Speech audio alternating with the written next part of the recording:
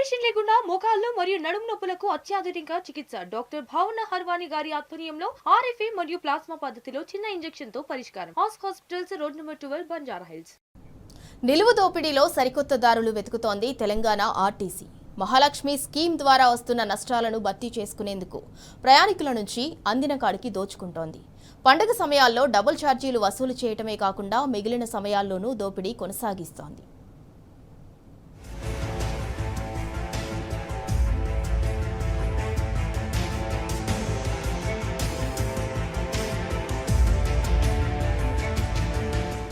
ఆర్టీసీలో ప్రయాణం మరింత భారంగా మారుతుంది. గతంలో ఎన్నడూ లేని విధంగా కొత్త ప్రణాళికలు తీసుకొస్తూ ప్రణాళికల జేబుకు చిల్లులు పెడుతోంది.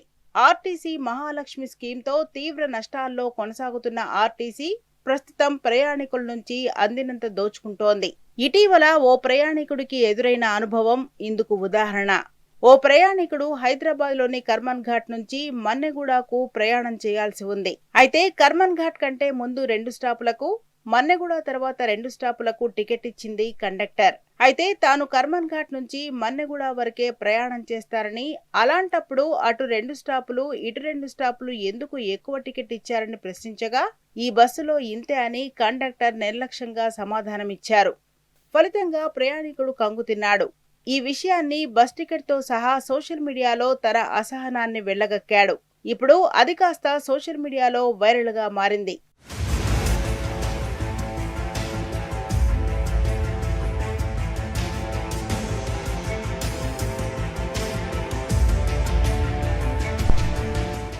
ఇది ఒకటే కాదు, మహిళలకు ఉచితమని చెబుతూ ఇష్టానుసారంగా ఛార్జీలు పెంచుతూ పురుష ప్రయాణికుల నుంచి అందిన కాడికి దోచుకుంటున్నారు.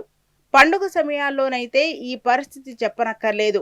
లాభాల బాటలో నడుస్తోందంటూ ప్రభుత్వం గొప్పలు చెప్పుకుంటూ ప్రయాణికుల నుంచి నిలువు దోపిడీ చేస్తోంది. దీనిపై ప్రయాణికులు మండిపడుతున్నారు. మహిళలకు ఫ్రీ అని చెబుతూ మా దగ్గర ఎందుకు ఇంతలా ఛార్జీలు వసూలు చేస్తున్నారని ఆగ్రహం వ్యక్తం చేస్తున్నారు. అంతేకాకుండా బస్ పాస్ ధరలు కూడా భారీగా పెంచడంతో విద్యార్థులు ఇబ్బందులు పడుతున్నారు.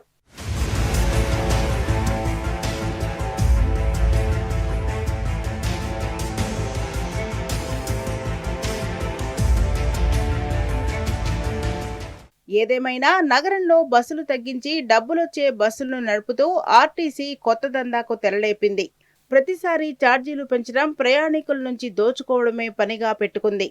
ఆర్టీసీ మహాలక్ష్మి స్కీమ్తో ఆదాయం తగ్గకపోగా ఎలాగైనా ఆదాయాన్ని సమకూర్చుకునేందుకు ఇష్టానుసారంగా అందినంత పురుష ప్రయాణికుల నుంచి ఛార్జీలు వసూలు చేస్తున్నారు.